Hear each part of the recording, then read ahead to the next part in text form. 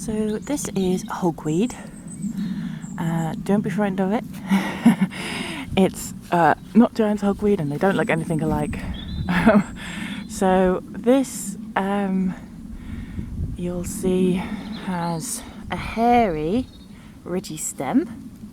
You can see the ridges there that go all the way around. So that's a key identifying feature. So we've got this umbel flower. You see, they've got the umbel, looks like umbrella. And you've got these little florets across the top. So that's a key, it's an umbel, and then you've got these ridges. So if you are looking out and you can see those two identifying features, it's got a hairy stem, we've got no blotches, because that would mean that it could be hemlock, so it's not got any blotches. It's got this ridged stem, it's got the hairs. Now if we look at the leaf, very different sort of leaf. This is not a leaf that looks like a carrot in any way. And so this is indeed hogweed.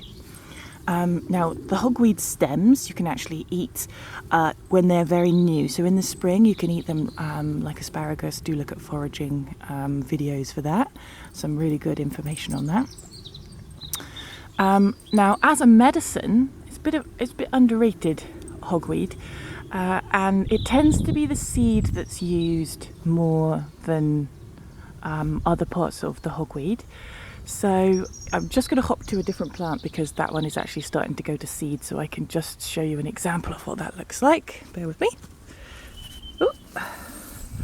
Right, so if you can have a look, let me just grab it.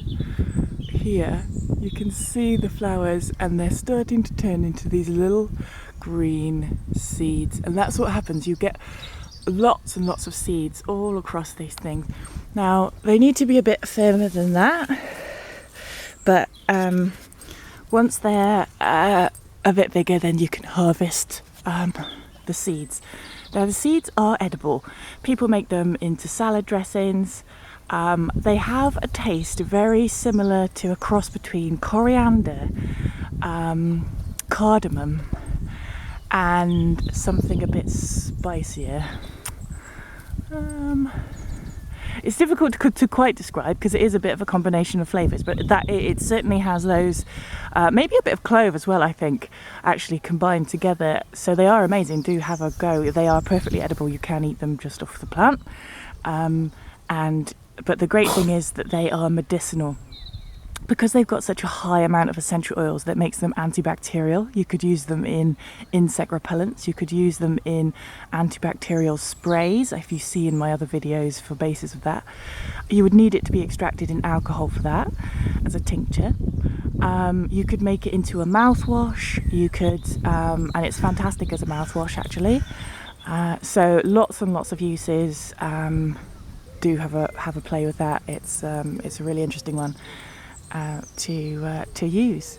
Very plentiful, does not have interactions with any medications, and just make sure you get your ID correct. If you're not confident with your ID, don't pick it. But yeah, so that is your hogweed, and you will see it growing very tall.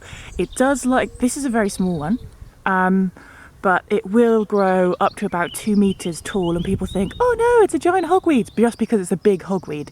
But they just get really happy, especially in British weather, so don't be worried if you see a tall one, because it's just a hogweed that's big, not giant hogweed, which is a very different plant. Do take a look at Chris's videos on what giant hogweed looks like, and you'll see that it has got nothing to do with this one.